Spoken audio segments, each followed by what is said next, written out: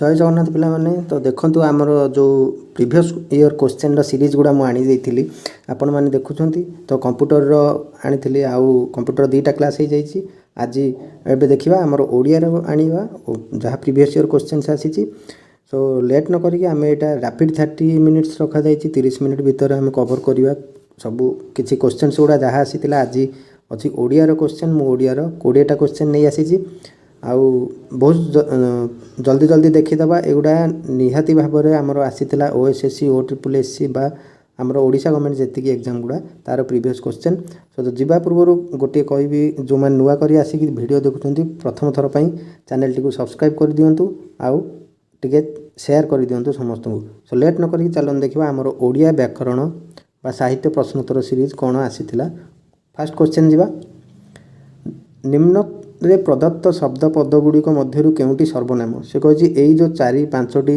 Option देइची Sethu सर्वनाम कोटा अच्छा आमे विशेष्य विशेषण सर्वनाम अव्यय एगुड़ा सब जानी आमर ओडिया रे अच्छी ताले सर्वनाम पदटा कोटा हम ना आम सर्वनाम जानी कौन जमीती इंग्लीश रे अच्छी नाउन प्रोनाउन सेमिति आमर गोटे अच्छी ओडिया रे विशेष्य आ विशेष्य बदल जोटा लगे ताकू सर्वनाम कहा जाए तामाने एठी राम राम हो जाइए राम तो जड़े लोकर ना ताले सी कौन हो विशेष्य हो पदार्थ गोटे ऑब्जेक्ट सी भी गोटे विशेष्य आकाश भी गोटे विशेष्य रे जाउची तापरे जाउछीटा हला हमर कोन एटा हला वर्ब माने क्रिया आउ से हे गला कोन ना सर्वनाम एटी ऑप्शन 5 टा हे करेक्ट आंसर ना ओडिया व्याकरण अनुसार आमर विशेष्य पद परिवर्ते जो पद व्यवहृत हुए ताकू सर्वनाम कहा जाए है जमी कहते राम मोर गोटे भल बंधु तापर आम पुणी थे लिखते कि राम मो सहित विद्यालय रे पढ़े राम भल व्यवहार करे आम से जगह कौन लिखती राम राम बहुत थर न करिकी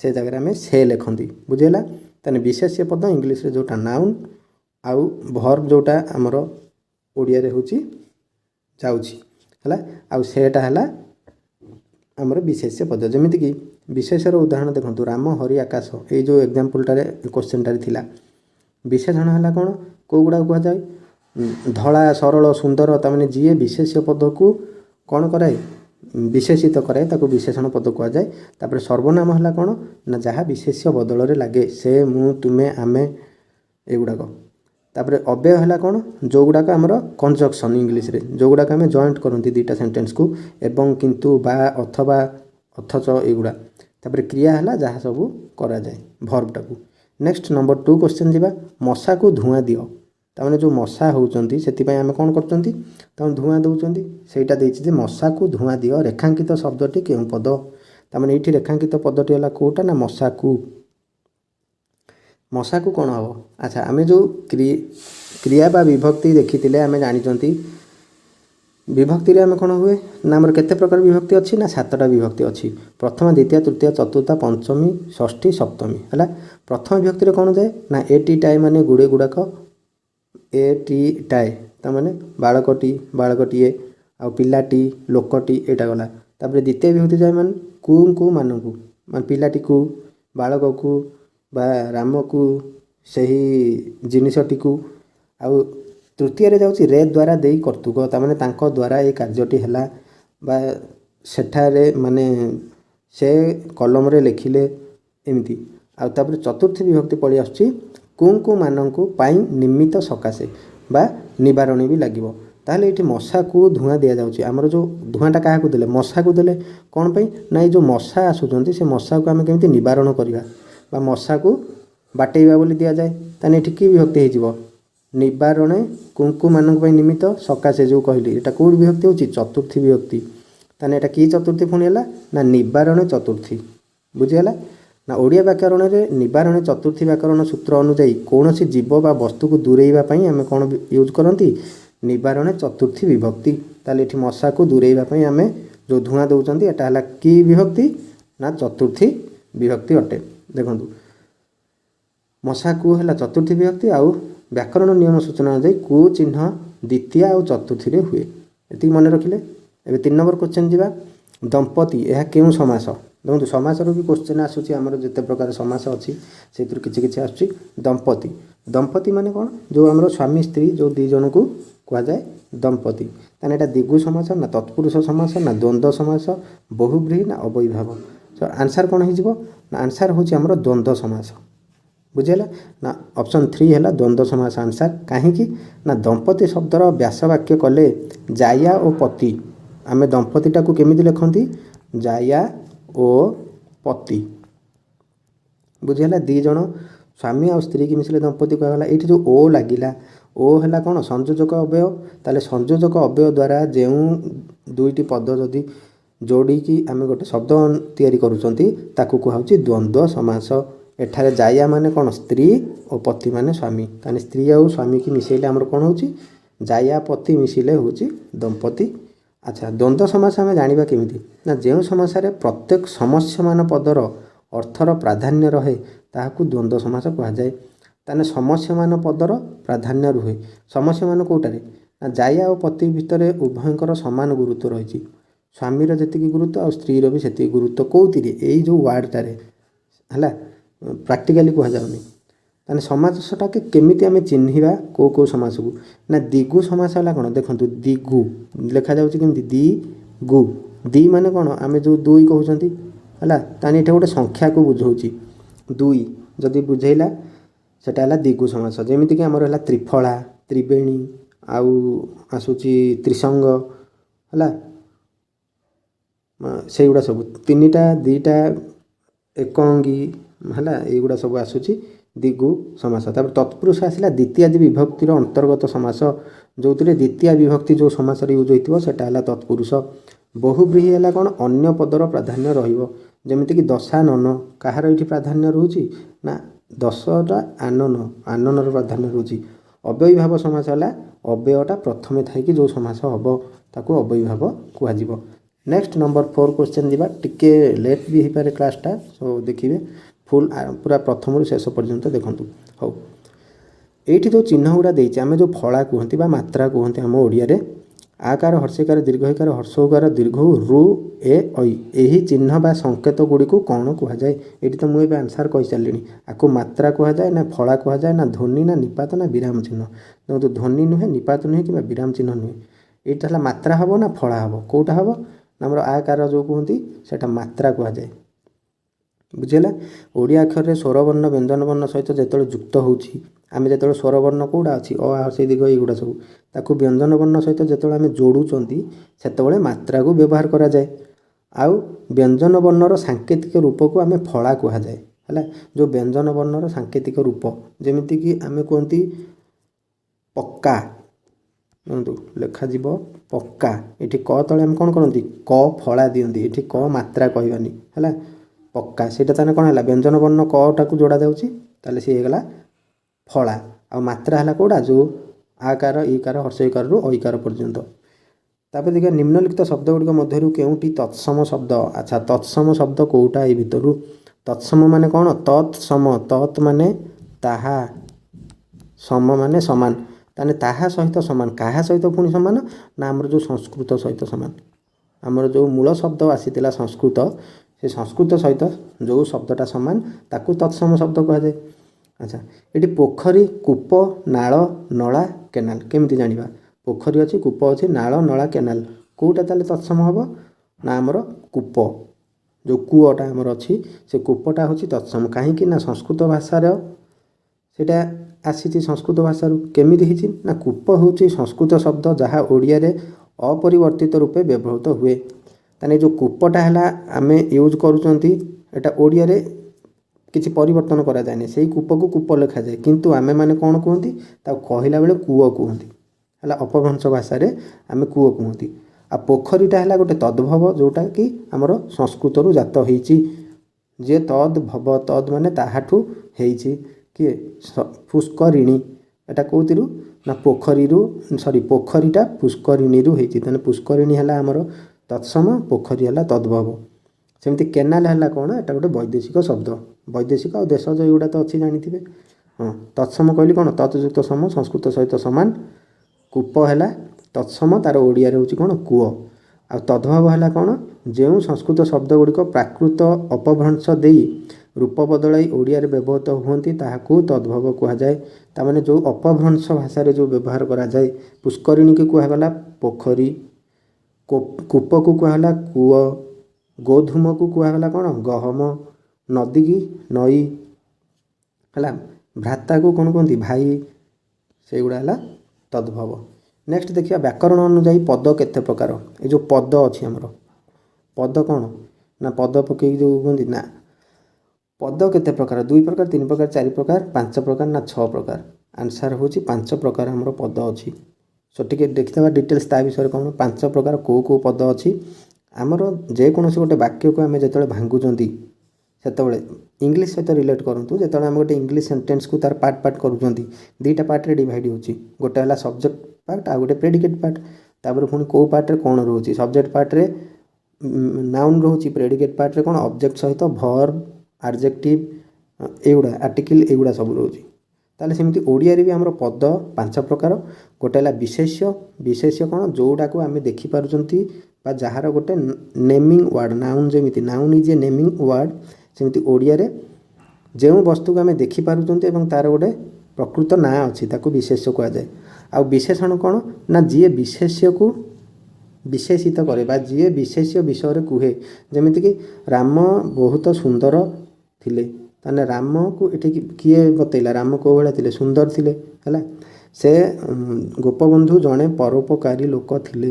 ଗୋପବନ୍ଧୁଙ୍କୁ କିଏ ଏଠି ବୁଝେଇଲା, ଗୋପବନ୍ଧୁ ହେଲା ବିଶେଷ୍ୟ, ସେ କ'ଣ ଥିଲେ, ପରୋପକାରୀ ଥିଲେ। ତାହେଲେ ସେଟା ହେଲା ବିଶେଷଣ। ତାପରେ ସର୍ବନାମ ତ ଏବେ ଆମେ ଫାଷ୍ଟ କ୍ୱେଶ୍ଚନରେ କରିଥିଲେ, ବିଶେଷ୍ୟ ବଦଳରେ ଯେଉଁଟା ଲାଗେ, ସେ, ଆମେ, ତୁମେ, ସେମାନେ, ଆମ୍ଭେମାନେ, ଏଗୁଡ଼ା ସବୁ। ତାପରେ ଅବ୍ୟୟ, ଅବ୍ୟୟ କ'ଣ କହିଥିଲି, ଯେଉଁଟା କଞ୍ଜକ୍ସନ୍। ଦେଖନ୍ତୁ ଆମର ଇନଭେରିଏବୁଲ୍ ବା କଞ୍ଜକ୍ସନ୍ ଇଂଲିଶରେ, ଯେଉଁଟାକୁ ଆମେ ଜଏଣ୍ଟ କରନ୍ତି, ଏବଂ, ମାତ୍ର, ଓ, ଅଥଚ, ତଥାପି, ଯଦିଓ, କିମ୍ବା, କିନ୍ତୁ, ଏଗୁଡ଼ା ସବୁ। ତାପରେ କ୍ରିୟା ହେଲା ଭର୍ବ, ଯେଉଁଟା କାମ ଆମେ କରୁଛନ୍ତି, ଯେଉଁ କାର୍ଯ୍ୟ ଗୁଡ଼ା କରୁଛନ୍ତି ସେଗୁଡ଼ା ସବୁ ହେଲା କ୍ରିୟା ହେଲା। ଯେମିତିକି ଦୌଡ଼ୁଛି, ଖାଉଛି, ବସୁଛି, ଲେଖୁଛି, ପଢ଼ୁଛି, ଏଗୁଡ଼ା ହେଲା କ୍ରିୟା। ତାହେଲେ ପଦ ଆମର କେତେ ପ୍ରକାର ହେଇଗଲା, 5 ପ୍ରକାର। ଜାଣିବାର ଇଚ୍ଛା, ଏଠି ଆସିଗଲା ଗୋଟେ ଏକ ପଦରେ ପ୍ରକାଶ କର, 1 ୱାର୍ଡ଼ ସବଷ୍ଟିଟ୍ୟୁସନ୍, ଯେମିତି ଇଂଲିଶରେ ଆସେ। ତାହେଲେ ଜାଣିବାର ଇଚ୍ଛାକୁ ଆମେ କ'ଣ କହିପାରିବା, କାରିସା। କାରିସା କେଉଁଠି ତ ଶୁଣୁନାହାନ୍ତି, କାରିସା, ଆରିସା, ଏଗୁଡ଼ା କ'ଣ କିଛି ନୁହେଁ। ଏଇଠି ଦେଖନ୍ତୁ ଆପଣ, ପିପାସା, ପିପାସାଟା କ'ଣ, ପିପା ମାନେ ପିଇବା, ପିଇବାର ଇଚ୍ଛା। ମନୀଷା, ମନୀଷା କ'ଣ, ମାନିବାର ଇଚ୍ଛା ନା କ'ଣ, ନା ନା। ତାହେଲେ ଏଇ ଦୁଇଟା ଯେଉଁ ରହିଲା 2 ଆଉ 3 ଭିତରେ କେଉଁଟା ହେବ, ଜିଜ୍ଞାସା, ଜିଗିସା। ଦେଖନ୍ତୁ ବହୁତ କନଫ୍ୟୁଜିଂ ଏଇ ଦୁଇଟା ହୁଅନ୍ତି ପିଲା। କ'ଣ ହେବ ଆକ୍ଚୁଆଲି ଆନ୍ସର୍ ନା ଜିଜ୍ଞାସା ହେଲା। ଜାଣିବାର ଇଚ୍ଛାକୁ ଆମେ କ'ଣ କୁହନ୍ତି, ଜିଜ୍ଞାସା। ଶୁଣିନଥିବେ ଯେ ତାର ବହୁତ ଜିଜ୍ଞାସା ଯେ ସିଏ କେମିତି ସକ୍ସେସ୍ ପାଇବ ବା କେମିତି ଏ ପ୍ରୋସେସ୍ଟା ଜାଣିବାର ତାର ଇଚ୍ଛା। ନା ଅନ୍ୟ ପକ୍ଷରେ ଜୟ କରିବାର ଇଚ୍ଛାଟା ହେଲା ଜିଗିସା, ଯେ ଜିତିବାର ଇଚ୍ଛା ଯାହାର ଥିବ ସେ ହେଲା ଜିଗିସା। ପିଇବାର ଇଚ୍ଛା ପିପାସା, ଆଉ କରିବାର ଇଚ୍ଛା ତିର୍କିସା। ତାହେଲେ ଏଇଗୁଡ଼ା ସବୁ, ମନୀଷା କିଛି ନୁହେଁ, ବୁଝିଲା। ସେମିତି ଆଉ କ'ଣ ଦେଖିବା ଆମେ, ଆଉ କ'ଣ ହେଇପାରିବ ନା କରିବାର ଇଚ୍ଛାଟା ଏଠି କ'ଣ କହିଲେ, ଚିକିତ୍ସା ହେଲା। ସେଇଥିପାଇଁ ଆମେ କ'ଣ କୁହନ୍ତି, ଚିକିତ୍ସା କୁହନ୍ତି କି ନାହିଁ। ଚିକିତ୍ସା ମାନେ କ'ଣ, ଆମର ଜଣେ କିଛି ହେଲ୍ପ କରୁଛି। ତାପରେ ଜୟ କରିବାର ଇଚ୍ଛା ଜିଗିସା, ଭୋଜନ କରିବାର ଇଚ୍ଛା ବୁଭୁକ୍ଷା ହେଲା। ତାପରେ ଶୁଣିବାର ଇଚ୍ଛା ଶୁଶ୍ରୂଷା, ଆଉ ମୁକ୍ତି ପାଇବାର ଇଚ୍ଛା ମୁମୁକ୍ଷା, ଆଉ ପିଇବାର ଇଚ୍ଛା ପିପାସା। ତାପରେ ହରଣ କରିବାର ଇଚ୍ଛା ଜିହିର୍ଷା, ଆଉ ବଞ୍ଚି ରହିବାର ଇଚ୍ଛା ହେଲା କ'ଣ, ଏଟା ଟିକେ ଦେଖାଯାଉନି ଆମର, ଜିଜିବିସା। ଏଇଟା ଦେଖନ୍ତୁ ବହୁତ ଭଲ ଭଲ ଜିନିଷ ଗୁଡ଼ା ହେଲା। ତାହେଲେ ବଞ୍ଚି ରହିବାର ଇଚ୍ଛା, ଜୀବନ ଥିଲେ ଆମେ ବଞ୍ଚି ରହିବା, ତାହେଲେ ଜିଜିବିସା, ବୁଝିଲା। ନେକ୍ସଟ କ୍ୱେଶ୍ଚନ୍ ଯିବା, ଧାତୁ ସହ ପ୍ରତ୍ୟୟ ଯୋଗ କଲେ କେଉଁ ଶବ୍ଦ ଗଠିତ ହୁଏ, ତାକୁ କ'ଣ କୁହାଯାଏ। ବଢ଼ିଆ ଶବ୍ଦ, ବଢ଼ିଆ କ୍ୱେଶ୍ଚନ୍ଟେ। ଯେତେବେଳେ ଧାତୁ ଆଉ ପ୍ରତ୍ୟୟକୁ ଯୋଗ କରନ୍ତି, ଆମେମାନେ ସମସ୍ତେ ଓଡ଼ିଆ ପଢ଼ିକି ଆସିଛନ୍ତି, ବ୍ୟାକରଣ ପଢ଼ିକି ଆସିଛନ୍ତି, କିଏ ସାଂସ୍କ୍ରିଟ୍ ବି ଆପଣ 10th ପଢ଼ିକି ଆସିଥିବେ। ତାହେଲେ ଯେଉଁ ଧାତୁ ପ୍ରତ୍ୟୟ ଏଇ ସବୁ ଗୁଡ଼ା ଥିଲା, ତାକୁ ଯେତେବେଳେ ଆମେ ଜଏଣ୍ଟ କରନ୍ତି, ସେଇ ଯେଉଁ ନୂଆ ଶବ୍ଦଟା ବାହାରେ ତାକୁ କ'ଣ କୁହାଯାଏ, କୃଦନ୍ତ, ତଦ୍ଧିତ, ନିଜନ୍ତ, ସନନ୍ତ ନା ପଦନ୍ତ। କେଉଁଟା ହେବ, option 1 is the right answer. କ'ଣ, କୃଦନ୍ତ। ନା କ୍ରିୟାର ମୂଳ ରୂପ ବା ଧାତୁ ସହିତ ଯେଉଁ ପ୍ରତ୍ୟୟ ଯୋଗ କରାଯାଇ ନୂଆ ଶବ୍ଦ ଗଠନ କରାଯାଏ ତାକୁ କୃଦନ୍ତ କୁହାଯାଏ। ତାହେଲେ କ'ଣ, ଯେମିତିକି ଧାତୁ ଆମର କ'ଣ ଅଛି, କ୍ରିୟାର ମୂଳ ପଦଟା, ଯେମିତି ପଢ଼ିବା, ପଢ଼ିବାଟା ଗୋଟେ କ୍ରିୟା, ତାର ମୂଳ ପଦ କେଉଁଟା ଆସିଯାଉଛି, ପଠ ହେଲା। ପଠ ମାନେ ପଢ଼ିବା। ତାହେଲେ ପଠ ଯଦି ଅନ ଅନ ପ୍ରତ୍ୟୟ ସହିତ ଯୋଗ ହେଲା ତାହେଲେ କ'ଣ ହେଇଗଲା ପଠନ। ବୁଝିହେଲା। ସେମିତି ପ୍ରତ୍ୟୟ ଯୋଗ କରାଯାଇ ନୂଆ ଶବ୍ଦ ଗଠନ କରାଯାଏ। ଯଦି ଶବ୍ଦ ସହିତ ବା ଗୋଟେ ନାଉନ୍ ସହିତ ଆମେ ଗୋଟେ ନୂଆ ପ୍ରତ୍ୟୟ ଯୋଗ କରନ୍ତି ସେଟାକୁ କ'ଣ କୁହାଯାଏ? ତଦ୍ଧିତ। ହେଲା। ଧାତୁ ସହିତ ପ୍ରତ୍ୟୟ ହେଲେ କୃଦନ୍ତ, ଆଉ ଗୋଟେ ଶବ୍ଦ ସହିତ ପ୍ରତ୍ୟୟ ଯୋଗ ହେଲେ ତଦ୍ଧିତ। ଯେମିତି ଘର ଗୋଟେ ଶବ୍ଦ, ଉଆ ପ୍ରତ୍ୟୟ ଯୋଗ ହେଲା ଘରୁଆ। ହେଲା। ଏଇଟା ଦେଖନ୍ତୁ ଧାତୁ ପ୍ରତ୍ୟୟ ହେଲା କୃଦନ୍ତ। ଉଦାହରଣ ପଠନ, ଗମନ, ହେଲା କର୍ତ୍ତବ୍ୟ। ସେମିତି କୃଦନ୍ତ ହେଲା ଆମର ତଦ୍ଧିତ କ'ଣ ନା ଘରୁଆ, ପାଣୁଆ, ଗୁଣିଆ, ଏଇଗୁଡ଼ା ସବୁ। ତାପରେ ବିଶେଷ୍ୟ ପଦ ସୁଜନର ବିଶେଷଣ ପଦ କ'ଣ? ଆଚ୍ଛା, ଏ ଯେଉଁ ବିଶେଷ୍ୟ ପଦ ସୁଜନ, ସୁଜନର ବିଶେଷଣଟା କ'ଣ ହେବ? ଆଚ୍ଛା, ତାହେଲେ ବିଶେଷ୍ୟକୁ ଯିଏ ବିଶେଷିତ କରେ ସିଏ ହେଲା କିଏ? ବିଶେଷଣ। ତାହେଲେ ସୁଜନକୁ କିଏ କରୁଛି? ସୁଜନର ବିଶେଷଣ ରୂପ। ଆଚ୍ଛା, ଆମେ ଯଦି କହିପାରିବା ସୁଜନଟା କ'ଣ ହେଇପାରିବ? ସୌଜନ୍ୟ ହେବ ନା ସୁଜନତା ନା ସୌଜନ୍ୟତା ନା ସୁଜନ ନା ଦୁର୍ଜନ? ଆରେ ସୁଜନ ଦୁର୍ଜନ ଏଟା ତ ତାର ଅପୋଜିଟ୍, ହେବ ନାହିଁ। ସୁଜାଣ ବି ହେବନି। ତାହେଲେ ଏଇ ତିନିଟାରୁ କେଉଁଟା ହେବ? ସୁଜନତା, ସୌଜନ୍ୟ ନା ସୌଜନ୍ୟତା? ନା ଆମକୁ ଆପ୍ରୋପ୍ରିଏଟ୍ ଲାଗୁଛି ସୌଜନ୍ୟ। ୟେସ୍, ଯଦି ସୌଜନ୍ୟ ଲାଗୁଛି କେଉଁଠି ତ ଆମେ ଶୁଣିଥିବା ୟୁଜ୍ ହେଇଥିବ। ହଁ, ତାହେଲେ ପଦର ଗୁଣବାଚକ ବିଶେଷଣ ପଦଟି ହେଉଛି ସୌଜନ୍ୟ। ତାମାନେ ସୌଜନ୍ୟ କହିଲା ମାନେ କ'ଣ? ଆମେ ଗୋଟେ ଲୋକର ଗୁଣ ବୁଝାଉଛନ୍ତି। ତାମାନେ ବହୁତ ଜଣେ ସିଏ ଭଲ ଲୋକ। ଆଚ୍ଛା, ସୁଜନ ମାନେ ଭଦ୍ର ବ୍ୟକ୍ତି, ଆଉ ତାଙ୍କ ଗୁଣଟା ହେଲା କ'ଣ? ସୌଜନ୍ୟତା ବା ସୁଜନତା। ସୌଜନ୍ୟତା ଶବ୍ଦଟି ଓଡ଼ିଆ ବ୍ୟାକରଣର ଅଶୁଦ୍ଧ ପ୍ରୟୋଗ ଅଟେ। ସୁଜନତା ମଧ୍ୟ ପ୍ରଚଳିତ ଶବ୍ଦ ନୁହେଁ।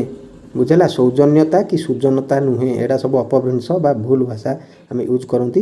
ତେଣୁ କେବଳ ସୌଜନ୍ୟ ହିଁ ଓଡ଼ିଆ ବ୍ୟାକରଣର ଏକ ଶୁଦ୍ଧ ବାକ୍ୟ। ବୁଝିହେଲା। ନେକ୍ସଟ କ୍ୱେଶ୍ଚିନ୍ ଯିବା। ଆଚ୍ଛା, এইଗୁଡ଼ା ସବୁ ଯେଉଁ ଆପଣଙ୍କୁ ମୁଁ କ୍ଲାସ୍ କରୁଛି ଆପଣ ଆର ଟେଲିଗ୍ରାମ ଚ୍ୟାନେଲରେ ଆମର ଜଏନ୍ ହେଇଯାଆନ୍ତୁ। ଆର PDF ପାଇଯିବେ। ଯଦି ବି କିଛି ସ୍କିପ୍ ହେଇଯାଉଛି, ଟାଇମ୍ ଟେକିଂ ପାଇଁ ମୁଁ ସ୍କିପ୍ କରୁଛି, ଆପଣ ସେଇଠି ଟେଲିଗ୍ରାମରେ PDF ଡାଉନଲୋଡ଼ କରିକି ଆରାମସେ ପଢ଼ିପାରିବେ। ବୁଝିହେଲା। ହଉ, ଦେଖିବା ନମ୍ବର 10 କ୍ୱେଶ୍ଚିନ୍। ନିମ୍ନରେ ପ୍ରଦତ୍ତ ଶବ୍ଦଗୁଡ଼ିକ ମଧ୍ୟରୁ କେଉଁଟି ଆକାଶର ପ୍ରତିଶବ୍ଦ ବା ସମାର୍ଥବୋଧକ ଶବ୍ଦ ନୁହେଁ? ଆଚ୍ଛା, ଏଇ ଯେଉଁ ପ୍ରତିଶବ୍ଦ ଆସିଗଲା, ମିନିମମ୍ 2ଟା ନିହାତି ପକାଉଛି। ପ୍ରତ୍ୟେକ ଏକ୍ଜାମରେ 2ଟାରୁ 3ଟା ଏମିତି ପକାଉଛି। ପ୍ରତିଶବ୍ଦ, ବିପରୀତ ଶବ୍ଦ, ଆଉ ଆମର ଶୁଦ୍ଧ ଶବ୍ଦ ଯେଉଁଟାକି ଭୁଲ ଠିକ୍ ବାଛିବା। ତାହେଲେ ଆକାଶର ସିଏ ଦେଇଛି, ଏଇ ଭିତରୁ କେଉଁଟା ନୁହେଁ?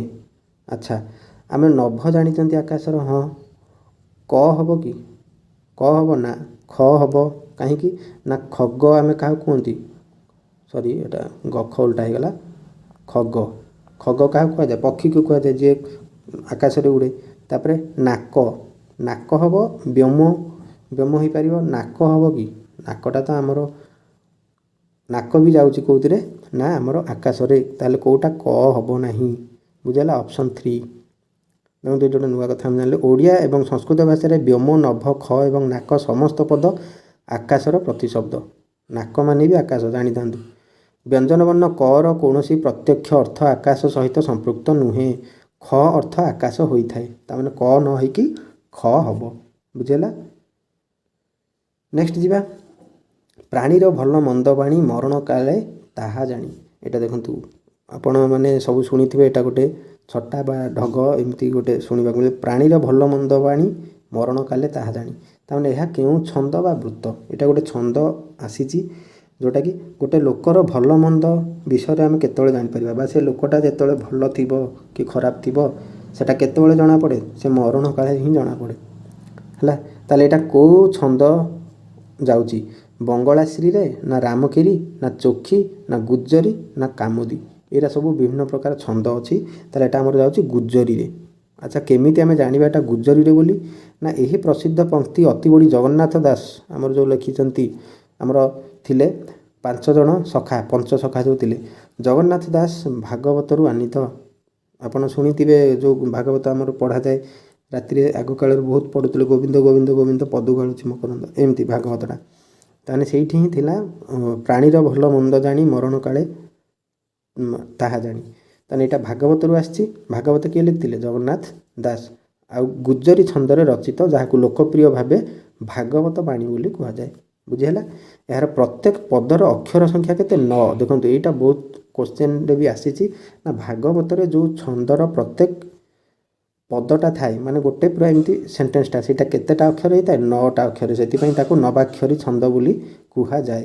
ଆପଣ ଦେଖନ୍ତୁ ପ୍ରାକ୍ଟିକାଲି ଜାଣିପାରିବେ ପ୍ରାଣୀର ଭଲ ମନ୍ଦ ବାଣୀ ସବୁ ହେଇଗଲା 9ଟା ଅକ୍ଷର ମରଣ କାଳେ ତାହା ଜାଣି ଇଏ ବି ହେଇଗଲା 9ଟା ଅକ୍ଷର ତାହେଲେ 9ଟା ଅକ୍ଷରରେ ହେଇଥିବାରୁ ଆକୁ ନବାକ୍ଷରୀ ଛନ୍ଦ କୁହାଯାଏ। ଏଠି ଦେଖନ୍ତୁ ନବାକ୍ଷରୀ ବୃତ୍ତ ବୋଲି କୁହାଯାଏ।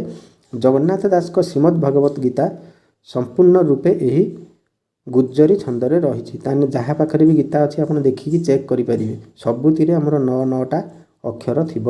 ଏହି ବୃତ୍ତ ଗାନ କରିବାକୁ ସରଳ ମଧୁର ଏବଂ ଲୋକପ୍ରିୟ ହୋଇଥାଏ। ତାହେଲେ ସମସ୍ତେ ଏହି ଭାଗବତ ଗାନ କରିକି ଲୋକ ମଧୁର ହୋଇଥାଏ। ନେକ୍ସଟ ଅନୁଗ୍ରହର ଶବ୍ଦର ବିପରୀତ ଶବ୍ଦଟି କ'ଣ? ଅନୁଗ୍ରହ। ଆପଣ ଜାଣିଥିବେ ଅନୁଗ୍ରହ କ'ଣ ହେଇଯିବ ମନରେ ପଳେଇ ଆସୁଛି ଆଗ୍ରହ ନା ସାଗ୍ରହ ନିଗ୍ରହ ବିଗ୍ରହ ଗ୍ରାହ୍ୟ କେଉଁଟା ହେବ? ଅନୁଗ୍ରହ ବିଗ୍ରହ ଆପଣଙ୍କ ମନରେ ନିହାତି ଟିକେ ଆସୁଥିବ ଯେ ଆଗ୍ରହ ଆଉ ବିଗ୍ରହ ଏଇ ଦୁଇଟା ଭିତରୁ ହେଉଥିବ କିନ୍ତୁ ଆନ୍ସାର କ'ଣ ହେବ? ନିଗ୍ରହ। ଆଗ୍ରହର ହେବ ନାହିଁ ଆଗ୍ରହର କ'ଣ ହେବ? ଅନାଗ୍ରହ ବା ନିରାଗ୍ରହ। ଆଗ୍ରହ ମାନେ କ'ଣ? ମୋର ବହୁତ ଇଚ୍ଛା ଅଛି ମୋର ଆଗ୍ରହ ଅଛି ଏଇଟା କରିବା ପାଇଁ ତାର ଅପୋଜିଟ୍ ହେବ ଅନାଗ୍ରହ ଅନୁଗ୍ରହ ନୁହେଁ। ସାଗ୍ରହର ହେବ ନିରାଗ୍ରହ ହେଲା ଆଉ ଗ୍ରାହ୍ୟର ହେବ ଆଗ୍ରାହ୍ୟ। ଯେମିତି ଗ୍ରାହ୍ୟ ଅଛି ସେମିତି ଆଗ୍ରାହ୍ୟ ହେବ। ସେମିତି ଅନୁଗ୍ରହର ତାହେଲେ କ'ଣ ହେବ ନା ନିଗ୍ରହ ମାନେ ଦଣ୍ଡ ଦେବା। ନିଗ୍ରହ ମାନେ କ'ଣ? ଦଣ୍ଡ ଦେବା ତତ୍ପୀଡ଼ନ କରିବା ବା ବନ୍ଧନ କରିବା ବା ଅତ୍ୟାଚାର ପ୍ରଦର୍ଶନ ନିଗ୍ରହଟା। ଅନୁଗ୍ରହ ମାନେ କ'ଣ? ଦୟା ସ୍ନେହ ଅନୁକମ୍ପୀ ପ୍ରଦର୍ଶନ ବା କୃପା କରିବାଟାକୁ ଅନୁଗ୍ରହ କୁହାଯାଏ। ଭାରତୀୟମାନେ ସରଳ ଧାର୍ମିକ ଓ ଅତିଥିପରାୟଣ ଅଟନ୍ତି ଏହା କି ପ୍ରକାର ବାକ୍ୟ? ଦେଖନ୍ତୁ ଏଇଠି ଦେଲା ଭାରତୀୟମାନେ ସରଳ ଧାର୍ମିକ ଓ ଏଇଠି ଗୋଟେ ଅବ୍ୟୟ ଲାଗିଗଲା ଆମର କ'ଣ? ଓ ଅତିଥିପରାୟଣ ଅଟନ୍ତି। ତାମାନେ ଏଇଠି କେତେଟା ଜିନିଷ ରହିଲା? କମା ଗୋଟେ ରହିଲା ପୁଣି ଗୋଟେ ଅବ୍ୟୟ ବି ରହୁଛି। ତାହେଲେ ଏଇଟା କି ପ୍ରକାର ବାକ୍ୟ ହେବ? ବିସ୍ମୟ ସୂଚକ ବାକ୍ୟ ନା ଏଠି ତ କ୍ୱେଶ୍ଚନ୍ ମାର୍କ ଅଛି ନା କ'ଣ ଅଛି? କିଛି ନାହିଁ। ବିସ୍ମୟ ସୂଚକ ଏକ୍ସକ୍ଲାମେଟୋରୀ ମାର୍କ ତ ନାହିଁ ଏକ୍ସକ୍ଲାମେସନ୍ ମାର୍କ ଏଇଟା ହେଲା ବିସ୍ମୟ ସୂଚକ। ଆଦେଶ ସୂଚକ ଏଠି କିଛି ଆଦେଶ ଦିଆଯାଉଛି କି ନା? ବିବୃତ୍ତି ସୂଚକ ୟେସ୍ ବିବୃତ୍ତି ସୂଚକ ମାନେ କ'ଣ ନା ଗୋଟେ ଷ୍ଟେଟମେଣ୍ଟ ହେଲା। ଏଠି ଗୋଟେ ଷ୍ଟେଟମେଣ୍ଟ ଦିଆଯାଇଛି କି ନାହିଁ? କ'ଣ କୁହାଯାଇଛି ନା ଆମର ଭାରତୀୟମାନେ ବହୁତ ସରଳ ଧାର୍ମିକ ଆଉ ଅତିଥିପରାୟଣ ଅଟନ୍ତି। ୟେସ୍ ତାମାନେ ଏଇଟା ଷ୍ଟେଟମେଣ୍ଟ ହେବ ନା ମିଶ୍ର ବାକ୍ୟ ହେବ? ବିବୃତ୍ତି ସୂଚକ। ଏଠି ମିଶ୍ର ବାକ୍ୟ କିଛି ନାହିଁ। ମିଶ୍ର ବାକ୍ୟ କାହାକୁ କୁହାଯାଏ ଆଗକୁ ମୁଁ କହିଦେବି। ତାହେଲେ ବିବୃତ୍ତି ସୂଚକ ମାନେ କ'ଣ? ଯେଉଁଟା ଗୋଟେ ଷ୍ଟେଟମେଣ୍ଟ ବା ଡିକ୍ଲାରେଟିଭ୍ ସେଣ୍ଟେନ୍ସ ତାକୁ ଆମେ କୁହନ୍ତି ବିବୃତ୍ତି ସୂଚକ ଓଡ଼ିଆରେ ହେଲା। ଇଂଲିଶରେ ଯେଉଁଟାକୁ ଗୋଟେ ଡିକ୍ଲେୟାର ଆମେ କରୁଛନ୍ତି। ତାହେଲେ ଏଠି କ'ଣ ହେଲା? ଏଠି ବାକ୍ୟଟି ଆମକୁ ପୁରା ଗୋଟେ ସିମ୍ପଲ୍ ସେଣ୍ଟେନ୍ସ ଅଛି ଆଉ ନିରାଡ଼ମ୍ବର ଭାବରେ ଆମକୁ ସୂଚାଇ ଦେଉଛି ଯେ ଆମ ଭାରତର ଲୋକମାନେ କେଉଁ ଭଳିଆ ଗୋଟେ ଷ୍ଟେଟମେଣ୍ଟ। ତାପରେ ଦେଖିବା ନେକ୍ସଟ କ୍ୱେଶ୍ଚନ୍ କରଣ କାରକରେ କେଉଁ ବିଭକ୍ତି ହୁଏ? ଏଇ ଯେଉଁ ବିଭକ୍ତି ପଢ଼େଇଥିଲେ ମନେ ପଡ଼ୁଛି ବିଭକ୍ତି କ୍ଲାସ୍ ମାନେ ଯେଉଁ ଏଇ ପୂର୍ବ କ୍ୱେଶ୍ଚନ୍ଟା ଆମେ କରିଥିଲେ ବିଭକ୍ତି 7ଟା ବିଭକ୍ତି କହିଦେଇଥିଲି। ତାହେଲେ କରଣ କାରକରେ ମାନେ କ'ଣ ହେବ? କରଣ ମାନେ କ'ଣ? କରିବା ହେଲା। କହିଥିଲି ପ୍ରଥମ ବିଭକ୍ତି ହେଲା ଏଟି ଟାଏ ଗୁଡ଼ିଏ ଗୁଡ଼ାକ ଏଇଗୁଡ଼ା ହେବ। ଦ୍ୱିତୀୟରେ ହେବ କୁଁ ମାନଙ୍କୁ ହେଲା। ତୃତୀୟରେ ହେବ ରେ ଦ୍ୱାରା ଦେଇ କର୍ତ୍ତୃକ ଆଉ ଚତୁର୍ଥରେ ହେବ କୁଁ ମାନଙ୍କ ପାଇଁ ନିମିତ୍ତ ସକାଶେ ହେଲା। ତାହେଲେ ଯେମିତି କରଣ କାରକରେ କ'ଣ ହେବ ନା କରଣେ ତୃତୀୟା ବିଭକ୍ତି ହୁଏ ଆଉ କର୍ମଣି ଦ୍ୱିତୀୟା ବିଭକ୍ତି। କରଣ କାରକରେ ତାହେଲେ କେଉଁ ବିଭକ୍ତି ହେଇଯିବ? ଆମର ତୃତୀୟା ବିଭକ୍ତି। ନା କେମିତି? ନା କର୍ତ୍ତା ଯାହା ଦ୍ୱାରା ବା ଯାହା ସାହାଯ୍ୟରେ କ୍ରିୟା ସାଧନ କରେ ସେହି ସାଧନକୁ କରଣ କାରକ କୁହାଯାଏ। ପ୍ରଥମ ବୁଝିବା କରଣ କାରକ କ'ଣ? ନା କର୍ତ୍ତାଟା ଯିଏ ଯେଉଁ ଲୋକଟା ସେ ଯାହା ଦ୍ୱାରା ବା ଯାହା ସାହାଯ୍ୟରେ ସେ ତାର ଯେଉଁ କାମଟା ଥିବ କରେ ସେଇଟା ହେଲା କରଣ କାରକ। ଯେମିତିକି ଶିକ୍ଷକ କଳା ପଟାରେ ଲେଖୁଛନ୍ତି ତାହେଲେ ଶିକ୍ଷକ ଏଠି କାହା ଦ୍ୱାରା ଲେଖିଲେ? କାହା ସାହାଯ୍ୟରେ ଲେଖିଲେ? କଳାପଟାରେ। କଳାପଟା ନଥିଲେ କେଉଁଠି ଲେଖିଥାନ୍ତେ? ତାହେଲେ ଏଠି କରଣ କାରକ ହେଇଗଲା। ତାହେଲେ ସେଟା କେଉଁଠି ହେବ? କଳା ପଟାରେ ଆମେ ଲେଖୁଛନ୍ତି କେଉଁଠି? କଳା ପଟାରେ ଯେଉଁଟା ଆମେ ବ୍ଲାକବୋର୍ଡ଼ କଳା ପଟା କହୁଛନ୍ତି। ତାହେଲେ ଏଠି ଯେଉଁ ରେ ଲାଗିଲା ଏଟା କେଉଁ ବିଭକ୍ତି? ରେ ଦ୍ୱାରା ଦେଇ କର୍ତ୍ତୃକ କହିଥିଲି କି ନାହିଁ? କଳା ପଟାରେ କଳା ପଟା ଦ୍ୱାରା ହେଲା। ନହେଲେ ଶିକ୍ଷକ ଖଡ଼ି ଦ୍ୱାରା ଲେଖୁଛନ୍ତି ଏଠି ଖଡ଼ି ଦ୍ୱାରା ହେଇଗଲା। ତାମାନେ କ'ଣ ହେଇଯିବ? ତୃତୀୟା ବିଭକ୍ତି। ତାହେଲେ ଜାଣନ୍ତୁ କରଣେ କେଉଁ ବିଭକ୍ତି ହୁଏ ନା ତୃତୀୟା। ବୁଝିଗଲା? ତାହେଲେ ଏଇ ତୃତୀୟ ବିଭକ୍ତିରେ ଆମେ କେଉଁ ଚିହ୍ନ ଗୁଡ଼ା ଲାଗିଥିଲେ ଆମେ ଜାଣିପାରିବା ଯେ ଏଠି କରଣ କାରକର ତୃତୀୟ ବିଭକ୍ତି ହେଇଛି। ଯେମିତିକି କହିଲି କ'ଣ? ରେ ଦ୍ୱାରା ଦେଇ ହେଲା ଆଉ ସହିତ କର୍ତ୍ତୃକ। କର୍ତ୍ତୃକ କେମିତି ଲାଗିବ? ଯଥା କବି କର୍ତ୍ତୃକ କାବ୍ୟ ରଚିତ କବି କର୍ତ୍ତୃକ ମାନେ କ'ଣ କବିଙ୍କର ଲିଖିତ ଆମେ ଯେଉଁଟା କୁହନ୍ତି ଯେମିତି ସରଳାର୍ଥ ଲେଖନ୍ତି ଉକ୍ତ ଗଦ୍ୟାଂଶଟି ପଠିତ ସାହିତ୍ୟ ବହିରୁ ଆନିତ, ତାହେଲେ ଆନିତ ବି ହେଇପାରିବ ହେଲା। ଆଉ ବିଭକ୍ତି କାରକ ଉଦାହରଣ କ'ଣ କଲମଟା ହେଲା କରଣ କାରକ ତୃତୀୟ ବିଭକ୍ତି କାହିଁକିନା କଲମ ଦ୍ୱାରା। ଆଉ ଏଠି ଆସିଗଲା ଆମର କରତ ମାନେ ସାଧନ ତୃତୀୟା, କରତରେ କାଠ କଟାଯାଏ କରତରେ, ମାନେ ଏଠି ତୃତୀୟ ବିଭକ୍ତି ହେଇଯାଉଛି। ତୁଳିରେ ଚିତ୍ର ଅଙ୍କାଗଲା, ତୁଳି ତା କ'ଣ କରଣ କାରକ ବୁଝିଲା। ନେକ୍ସଟ କ୍ୱେଶ୍ଚନ୍, ଆଚ୍ଛା ଏଇଟା ଟିକେ ପ୍ରୋବ୍ଲେମ୍ ହେଇଛି ଆମର କ'ଣ ନାଟର ଗୋବର୍ଦ୍ଧନ, ଏଇଟା ଯେଉଁ କୁହାଯାଏ ନାଟର ଗୋବର୍ଦ୍ଧନ, ଏହି ରୂଢ଼ିଟିର ଅର୍ଥ କ'ଣ? ଆମେ କହୁଛେ ଆରେ ଏଇ ପିଲାଟା ହେଉଛି ସବୁଠୁ ନାଟର ଗୋବର୍ଦ୍ଧନ, ସବୁ ଆହାରି କାମ, ତାହେଲେ କ'ଣ ମିଛୁଆ ତାକୁ କୁହାଯାଏ? ନା ତାକୁ ଠକ କୁହାଯାଏ? ନୋ। ଅନର୍ଥର ମୂଳ ନା ନାଟୁଆର ନାମ ନା ଟାଉଟର? ଟାଉଟର ନୁହେଁ କି ନାଟୁଆର ନାମ ନୁହେଁ, ଏଇଟା କିଏ ଅନର୍ଥର ମୂଳ। ସବୁ ଅନର୍ଥର ମୂଳ ଯିଏ କରିଥାଏ ବା ସବୁ ଭୁଲ ଯାହା ଦ୍ୱାରା ହେଇଥାଏ ତାକୁ ଆମେ କୁହନ୍ତି ହେଲା।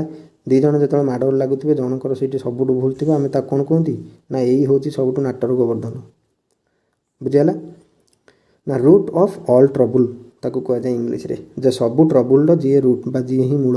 ଏହାର ତାତ୍ପର୍ଯ୍ୟ ହେଉଛି ଯେଉଁ ବ୍ୟକ୍ତି ସମସ୍ତ ଗଣ୍ଡଗୋଳ କଳହ ଅପ୍ରୀତିକର ସ୍ଥିତିର ମୁଖ୍ୟ ସୂତ୍ରଧାର ବା କାରକ ଅଟେ ତାହାକୁ ନାଟର ଗୋବର୍ଦ୍ଧନ ବୋଲି କୁହନ୍ତି।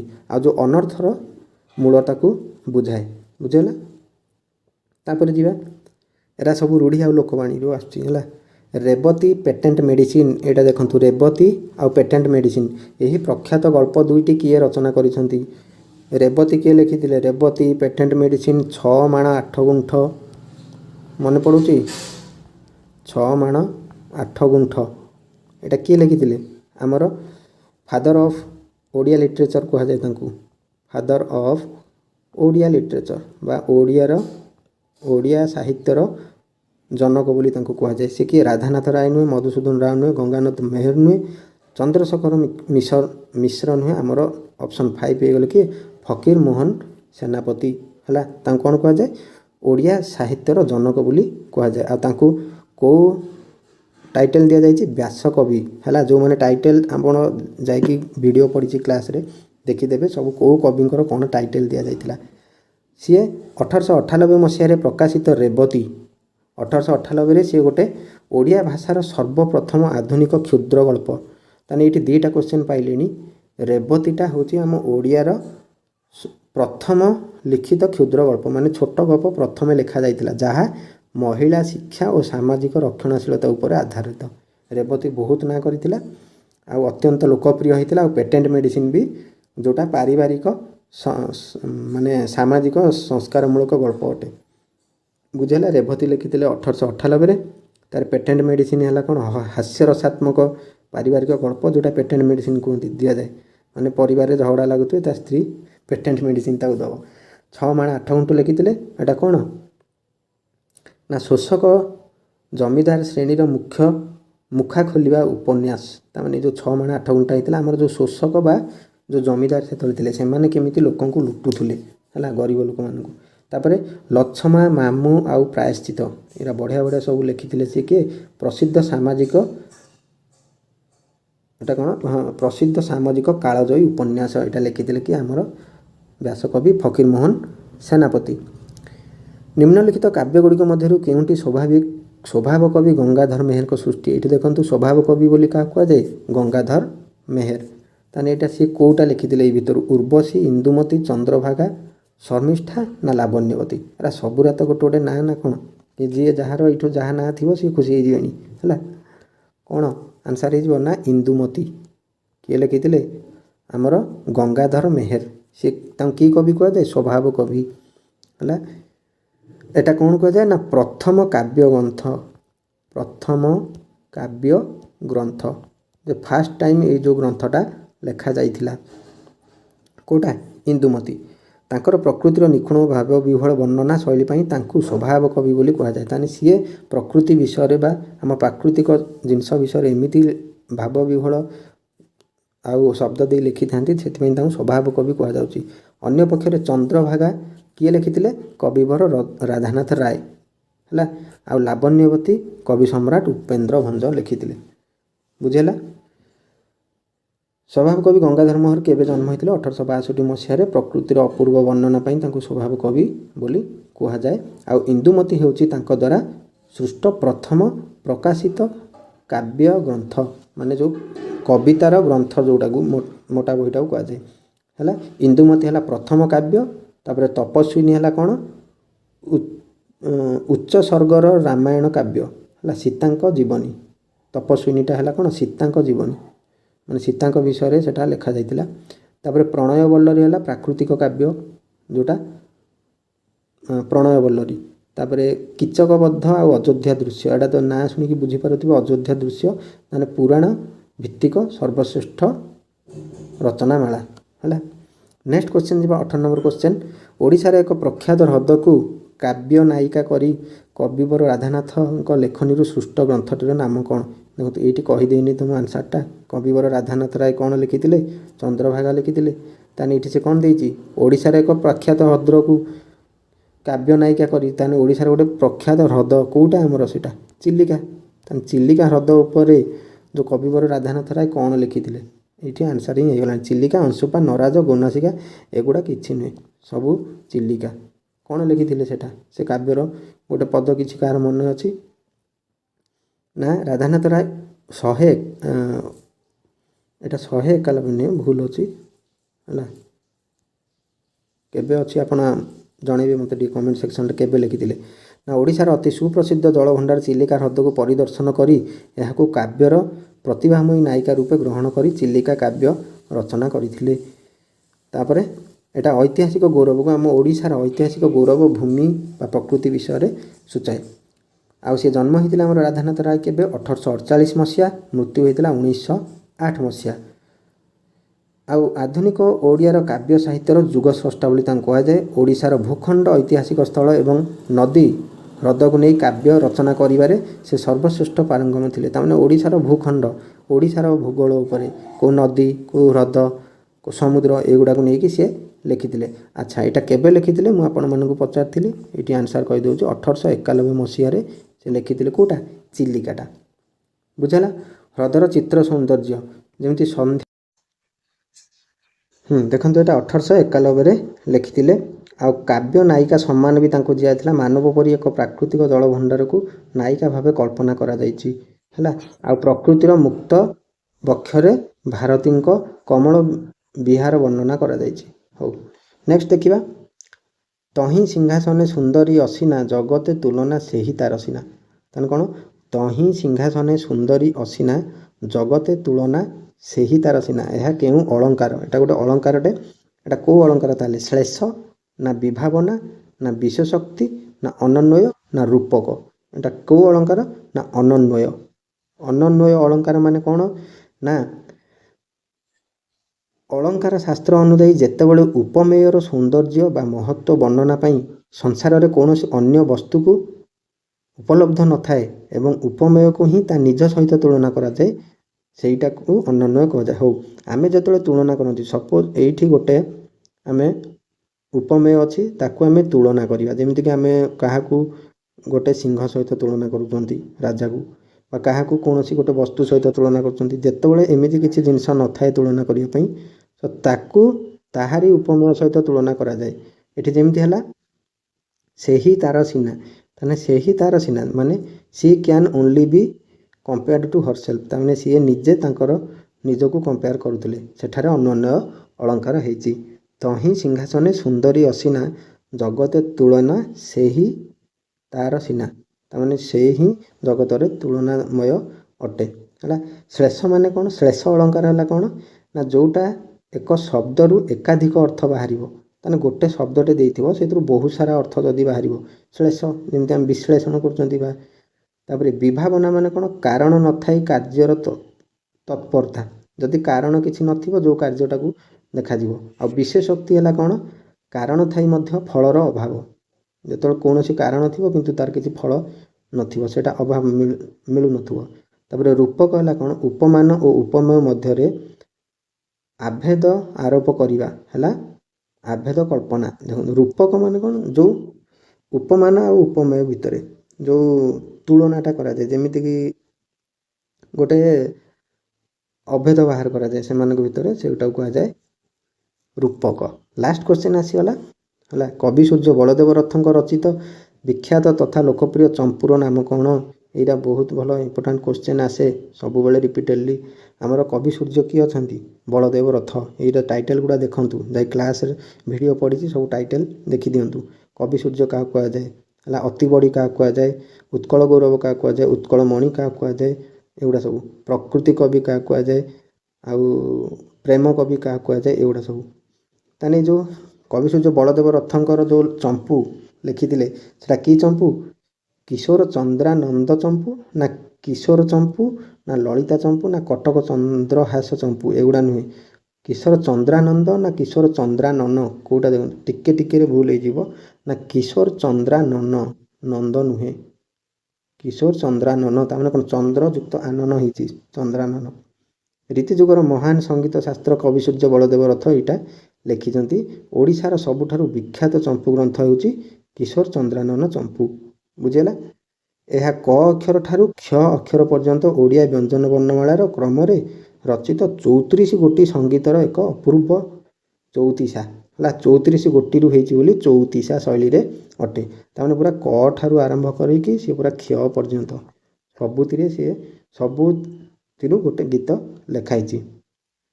ବୁଝିହେଲା ନା? ହଁ, ଏଇଟା ବ୍ୟଞ୍ଜନ ବର୍ଣ୍ଣମାଳା ସଂରଚନା। ଏହି ବାକ୍ୟରେ ମୋଟ 34 ଗୋଟି ସଙ୍ଗୀତ ଅଛି। ତାହେଲେ 34ଟା ସଙ୍ଗୀତ ଅଛି।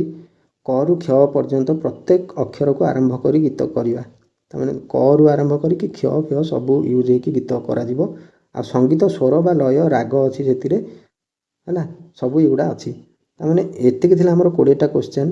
ଆଉ 20ଟା କ୍ୱେଶ୍ଚନ୍ ଆମର ସରିଯାଇଛି। ନେକ୍ସଟ କ୍ଲାସ୍ରେ କ୍ଲାସ୍ 2ରେ ପୁଣି ଆଣିବି ଆଉ ଏକ୍ସଟ୍ରା 20ଟା କ୍ୱେଶ୍ଚନ୍। ତାକୁ ଆମେ ଟ୍ରାଏ କରିବା ସେ 30 ମିନିଟ୍ସ ଭିତରେ ସାରିବା ପାଇଁ। ଦେଖନ୍ତୁ 30 ମିନିଟ୍ରେ ମୁଁ କହୁଛି, କିନ୍ତୁ 5ରୁ 10 ମିନିଟ୍ ଟିକେ ଅଧିକ ହେଇଯାଇପାରେ, କାହିଁକି ଆପଣଙ୍କୁ ଟିକେ ଡେସ୍କ୍ରାଇବ୍ କରିବାକୁ ପଡ଼ୁଛି ଆଉ ଏକ୍ସଟ୍ରା ଟିକେ କହିବାକୁ ପଡ଼ୁଛି। ଏଇଟା ହେଲା ଆମର ଟେଲିଗ୍ରାମ ଚ୍ୟାନେଲ୍। ଏ ଟେଲିଗ୍ରାମ ଚ୍ୟାନେଲ୍ରେ ଜଏନ୍ ହେଇଯାଆନ୍ତୁ। ଏଠି ସବୁ ପ୍ରକାର PDF ହିଁ ପାଇଯିବେ। ଏଇ ଯେଉଁ କ୍ଲାସ୍ର PDF ପାଇଯିବେ, ଯେଉଁଟା ଆପଣଙ୍କୁ ଫ୍ୟୁଚର୍ରେ ବହୁତ ହେଲ୍ପଫୁଲ୍ ହେବ। ଆଉ ଶେଷରେ କହିବି, ଯେଉଁମାନେ ଦେଖୁଛନ୍ତି ଭିଡ଼ିଓ ଆମକୁ ବହୁତ ବି ସପୋର୍ଟ କରୁଛନ୍ତି, ଆଉ ଟିକେ ଭଲସେ ସପୋର୍ଟ କରନ୍ତୁ ଆମକୁ। ଯେଉଁମାନେ ସବସ୍କ୍ରାଇବ୍ ଏପର୍ଯ୍ୟନ୍ତ କରିନାହାନ୍ତି, ଭିଡ଼ିଓଟା ଆପଣ ଦେଖୁଛନ୍ତି, ତାହେଲେ ସବସ୍କ୍ରାଇବ୍ କରନ୍ତୁ ଆଉ ଗୋଟେ ଲାଇକ୍ ଦେବେ। ଆପଣଙ୍କୁ ଆମେ ସେତିକି କହୁଛୁ, ଆଉ ଏକ୍ସଟ୍ରା କିଛି କହୁନୁ ବା ଏକ୍ସଟ୍ରା ରିକ୍ୱେଷ୍ଟ କିଛି ନାହିଁ। ଆଉ ସେୟାର କରିଦିଅନ୍ତୁ। ଆଉ କ୍ଲାସ୍ଟା କେମିତି ଲାଗିଲା କମେଣ୍ଟ ସେକ୍ସନରେ ଜଣାନ୍ତୁ। ଆଉ ଏଇଭଳି ପ୍ରିଭିୟସ୍ ଇୟର୍ କ୍ୱେଶ୍ଚନ୍ସ ବା ଏନି କ୍ଲାସ୍ ଗାଇଡ଼ାନ୍ସ ପାଇବା ପାଇଁ ବା ପ୍ରିପାରେସନ୍ ଷ୍ଟ୍ରାଟେଜି ପାଇବା ପାଇଁ ଆମ ଚ୍ୟାନେଲ୍ ସହିତ ଯୋଡ଼ି ହୋଇ ରୁହନ୍ତୁ। So thanks for watching. Thank you all. ପଢ଼ାପଢ଼ି ଜାରି ରଖିଥାନ୍ତୁ, ନିଜ ଦେହର କେୟାର ନେଉଥାନ୍ତୁ। ଜୟ ଜଗନ୍ନାଥ। Thank you all.